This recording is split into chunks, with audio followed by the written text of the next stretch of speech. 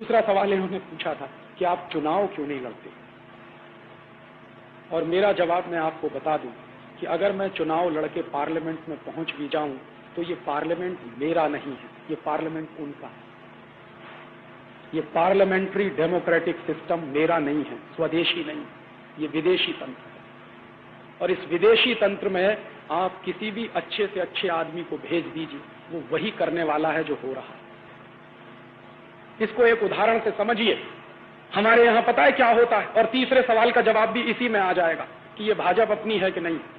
क्या होता है कि ये पूरी की पूरी व्यवस्था एक मोटर गाड़ी की तरह है। आप ड्राइवर बदलते जाते हो लेकिन कार वही चलती जाती है।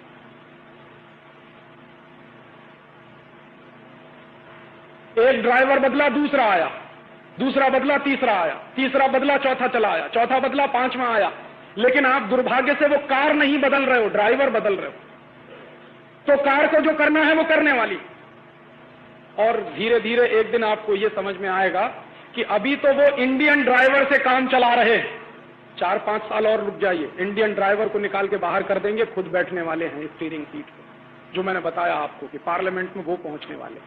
तो फिर आपके ड्राइवर की भी जरूरत नहीं। इसलिए कोई पार्टी आपकी हो नहीं सकती। और इस पर बहुत गंभीरता से सोचिए कि क्या हमको पार्लियामेंट्री डेमोक्रेटिक सिस्टम चाहिए। और मैं आपसे पूरे गंभीरता से कह रहा हूं कि दुनिया के उन तमाम देशों में जहां पार्लियामेंट्री डेमोक्रेटिक सिस्टम चल रहा है, फेल हो गया है। किसी भी देश में, चाहे अमेरिका में, चाहे ब्रिटेन में, चाहे जर्मनी में, चाहे फ्रांस में, हर देश में क्राइसिस है पॉलिटिक्स में, और वो क्राइसिस इस सिस्टम की है, और वही सिस्टम हम चला रहे हैं। तो इस पार्लियामेंट्री डेमोक्रेटिक सिस्टम में आप बिल्कुल उम्मीद मत करिए कांग्रेस को हटा दीजिए जनता दल आ जाएगा, जनता दल को हटा दीजिए सीपीएम को ले आइए, सीपीएम को हटा दीजिए बीजेपी को ले आइए, काम सबके वैसे ही होने वाले। और नहीं हो तो करके देख लीजिए। गुजरात में तो आपने सारे प्रयोग किए, देख लीजिए आप इसको, हमारी आंखों के सामने। महाराष्ट्र में प्रयोग चली रहा, राजस्थान में प्रयोग चली रहा। आप इन तीनों प्रदेशों में से कोई एक प्रदेश बता दीजिए जहां विदेशी कंपनियां नहीं आ रही, या इनकी सरकारें कुछ और काम कर रही हो पुरानी सरकारों से अलग। सब तो एक ही तरह का काम कर रहे हैं। और मैं तो कभी कभी ये बात गंभीरता से कहता हूं, लेकिन मजाक की बात है। मैं कहता हूं कि हर पार्टी का चुनाव घोषणा पत्र उठा लीजिए आप, और उसका कवर पेज फाड़ दीजिए, और उसके बाद गड्ढमड्ढ कर दीजिए, और मैं आपको दे दूं, आप बता नहीं सकते कि कौन सा घोषणा पत्र किस पार्टी का। सबके चुनाव घोषणा पत्र एक जैसे, फर्क बस इतना है कि किसी के चुनाव घोषणा पत्र में कोई बात पेज नंबर 1 पर होगी तो दूसरी पार्टी के चुनाव घोषणा पत्र में पेज नंबर 10 पर होगी। किसी में वो बात पेज नंबर 15 पर है तो किसी में पेज नंबर 40 पर हो जाएगी। इससे ज्यादा कोई फर्क नहीं, कोई क्वालिटी का फर्क नहीं। और मैं तब आपसे कह रहा हूं कि हमको गंभीरता से विचार करना चाहिए कि ये संसदीय लोकतंत्र हमको चाहिए क्या, और अगर ये संसदीय लोकतंत्र चाहिए तो इसके स्वरूप के बारे में तय करिए। मैं बहुत गंभीरता से इस निष्कर्ष पर पहुंचा हूं पिछले कुछ वर्षों में। हो सकता है मेरा निष्कर्ष गलत हो, मैं ये नहीं कहता कि यही आखिरी सच है। मैं मानता हूं कि हिंदुस्तान से पार्टियों का शासन खत्म करना पड़ेगा, इन पार्टियों को हटाना पड़ेगा। और मैं जानता हूं कि मेरा वोट मैंने जिस पार्टी को दे दिया, सत्ता में आने के बाद वो मुझको भूल जाएंगे, नमस्कार भी नहीं करेंगे। उसके पहले तक मेरे घर पे आएंगे, हाथ जोड़ेंगे, पैर छुएंगे, गधे को बाप बना लेंगे क्योंकि वोट चाहिए। और वोट मिलकर जब चलेगा तो 5 साल तक शक्ल दिखाई नहीं देगी आपको। तो ये पॉलिटिकल सिस्टम अपना है नहीं, ये तो अंग्रेजों ने हमको बर्बाद करने के लिए दे दिया। और इस पॉलिटिकल सिस्टम को अगर आप और आगे चलाएंगे तो समाज और ज्यादा टूटेगा। मेरा जो दर्द है वो दर्द ये है कि समाज टूट रहा है, पॉलिटिक्स उस पर चल रही है। समाज में विभाजन हो रहा है, घर घर में टूटन हो रही है, पॉलिटिक्स उस पर चल रही है। और वो पॉलिटिक्स किसी बड़े उद्देश्य के लिए होती तो मेरे समझ में आता। अब सबका उद्देश्य सिर्फ सीमित रह गया है कि किसी तरह सत्ता हासिल कर लो और सत्ता सुख भोग लो। ज्यादा से ज्यादा, उससे ज्यादा क्या है कि हमारे पास ब्लैक कैट कमांडोज हो जाएंगे, वही हमारा स्टेटस सिंबल है। एक बार मिनिस्टर हो जाएंगे, ब्लैक कैट कमांडोज हो जाएंगे, और सब नहीं कर रहे। इस देश में अगर आप जननेता हो, इस देश के अगर आप लोक नायक हो, तो ये ब्लैक कैट कमांडोज की क्या जरूरत है। और मान लो कोई आपको मार भी देगा तो ठीक है, तैयारी रखिए मरने की। हाँ, क्यों डरते हैं मरने से? और ये तो वो देश है जहां बार बार जन्म की कल्पना है। मुझे तो अगला भी जन्म मिलने वाला है, तो काहे को चिंता कर रहे हैं, मर जाएंगे अगली बार, हो सकता फिर नेता बन के पैदा हो जाएंगे आप। तो मरने की तैयारी है नहीं, और बड़ी बड़ी बातें करेंगे कि हम समाज के जन नेता हैं, लोक नेता हैं। और मैं आपको यह बता सकता हूं कि ये जो ब्लैक कैट्स कमांडोज की व्यवस्था है, दुनिया की कोई भी ताकत लगा दीजिए, अगर आपको कोई मारने वाला पैदा हो गया तो बच नहीं सकते आप।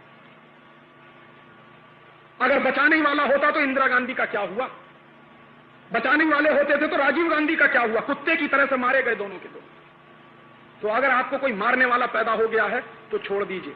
और फिर हमारे यहां तो है, जिसको प्रभु रखता है उसको कौन मार सकता, और जब प्रभु ने तय कर लिया है तो आपको बचा कौन सकता। तो इतनी तैयारी रख के काम करिए।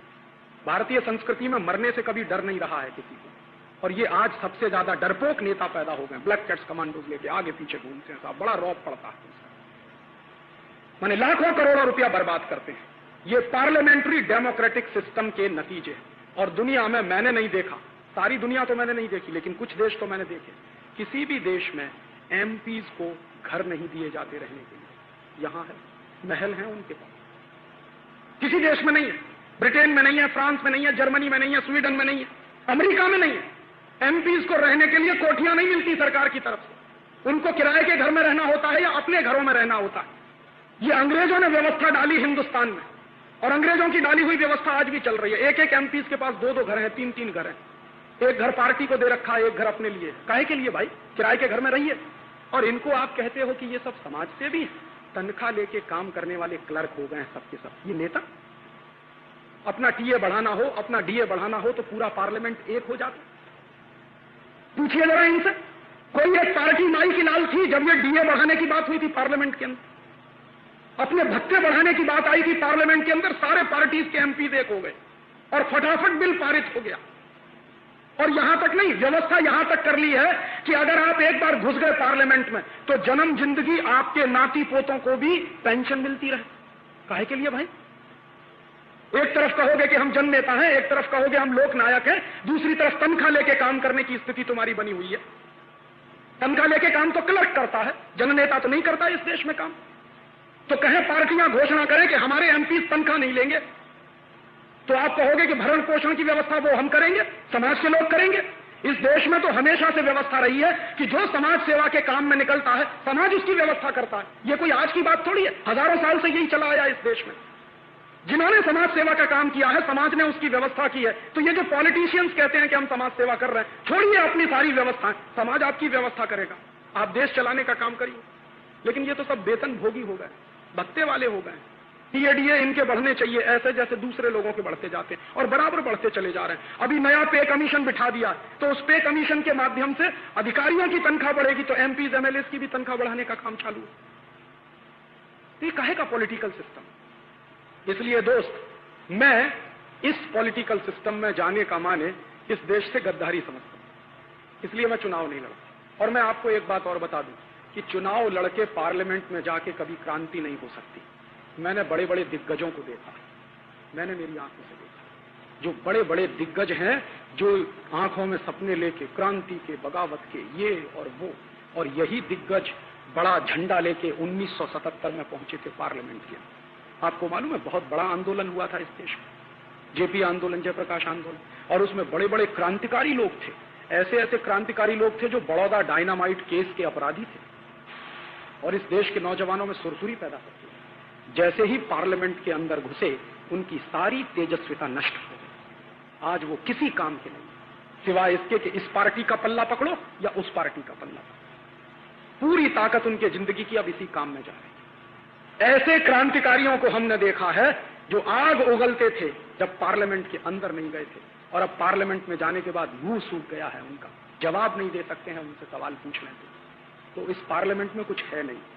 और जेपी की एक बात मुझे बराबर याद रहती है कि ये पार्लियामेंट में बैठे हुए लोग कुत्ते की तरह से सूखी हड्डियां चूस रहे। तो मैं कुत्ते की तरह से सूखी हड्डी चूसने के लिए पार्लियामेंट में नहीं जाना चाहता। और मुझे भरोसा है कि इस देश में अगर क्रांति होगी तो पार्लियामेंट के बाहर होगी, पार्लियामेंट के अंदर नहीं होगी। पार्लियामेंट के बाहर क्रांति होगी। और मैं ज्यादा नहीं कहता, 1-2 लाख नौजवान मिल जाए कमिटमेंट वाले, जिनको मरने से डर नहीं लगता, और ऐसे नौजवान जिनको मरने से डर नहीं लगता हो, मेरी डायरी में मेरा नाम ले, अपना नाम मुझे लिखा। ज्यादा नहीं कहता, 1-2 लाख चाहिए, इस देश की सारी व्यवस्था बदल जाएगी। ये बिल्कुल मुश्किल काम नहीं। कमिटमेंट वाले 1-2 लाख लोग हो जाएं, सारी व्यवस्था बदल जाएगी। हमने तो दुनिया में देखा है, मुट्ठी भर लोगों ने व्यवस्थाएं बदली। फ्रांस का रिवॉल्यूशन हुआ था, 17 लोग थे बस, और उन 17 लोगों ने पूरे फ्रांस को बदल दिया। जर्मनी में क्या हुआ? हिटलर एक अकेला था, सारा देश खड़ा कर दिया था। कहीं भी देखिए दुनिया में कुछ कमिटमेंट वाले लोग, शर्त एक ही है, जिनको मरने से डर नहीं लगता। ऐसे कमिटमेंट वाले लोग चाहिए। ये पार्लियामेंट क्या, दुनिया की सारी व्यवस्थाएं बदल सकती है, और वो पार्लियामेंट के बाहर से होता, पार्लियामेंट के अंदर से नहीं होता। और आखिरी सवाल का जवाब एक लाइन में, जैसे कांग्रेस है, जैसे जनता दल है, जैसे सीपीएम है, जैसे सीपीआई, वैसे ही भारतीय जनता पार्टी है। उसमें और बाकी पार्टियों में मेरे हिसाब से कोई फर्क नहीं है। वो भी सत्ता की लड़ाई में वैसे ही शामिल हो गए हैं जैसे दूसरी पार्टियां वाले शामिल हैं। उनको भी अब सत्ता ही दिखाई देती है, ना आदर्श दिखाई देते हैं, ना अपनी घोषणाएं दिखाई देती हैं जो सत्ता के पहले वो करते थे। वहां पहुंच के तो भाषा ऐसी हो गई, आपने देखा है जब पार्लियामेंट में वो 13 दिन की डिबेट चल रही थी, क्या क्या समझौते करने की तैयारी हो चुकी थी एक कुर्सी के लिए। अपनी सारी आइडियोलॉजी उठा के कूड़े में फेंक दिया एक कुर्सी के लिए। ये उनके अंदर भी आ गया है, इसलिए उनमें और बाकी पार्टियों में कोई फर्क नहीं। और मैं आपसे एक निवेदन और कर दूं, आप जितने दिन पार्टियों के चक्कर में रहेंगे उतना ही अपना नुकसान करेंगे, देश का नुकसान करेंगे। इन पार्टियों का चक्कर छोड़ दीजिए, पार्टियों का चक्कर छोड़कर देश के चक्कर में पड़िए। आज इनके लिए पता है क्या हो गया? पार्टी देश से ज्यादा महत्वपूर्ण हो गई। देश नहीं है, पार्टी महत्वपूर्ण है। और उसमें क्या है? पार्टी नहीं टूटनी चाहिए, देश टूटे तो टूट जाए। सारे समझौते किसके लिए करते हैं? पार्टी नहीं टूटनी चाहिए, चाहे जितने गलत समझौते करने पड़े। सरकार नहीं जानी चाहिए, चाहे जितने गलत समझौते करने पड़े। तो अब इनके लिए भी देश महत्वपूर्ण नहीं है, समाज महत्वपूर्ण नहीं है, पार्टी महत्वपूर्ण है, सत्ता महत्वपूर्ण है। और मैं आपको बता दूं कि पार्टी कभी देश से बड़ी हो नहीं सकती। जो लोग इस भ्रमणा में हैं कि पार्टी देश से बड़ी हो गई है, उनको मैं कह रहा हूं कि पार्टी देश से बड़ी कभी होती नहीं, देश बड़ा होता है। ये देश रहेगा तो आप रहेंगे, ये देश नहीं रहेगा तो आप भी नहीं रहेंगे। इसलिए पार्टियों का चक्कर छोड़िए और इस पॉलिटिक्स की बात छोड़िए, अब तो क्रांति की बात करिए। जितने देर पॉलिटिक्स की बात करेंगे उतना ही ज्यादा आपको निराशा होगी, जितनी देर क्रांति की बात सोचना शुरू करेंगे उतना ही ज्यादा आशा का संचार होगा, उत्साह आएगा, उमंग पैदा होगा। बस यही जवाब मुझे देना।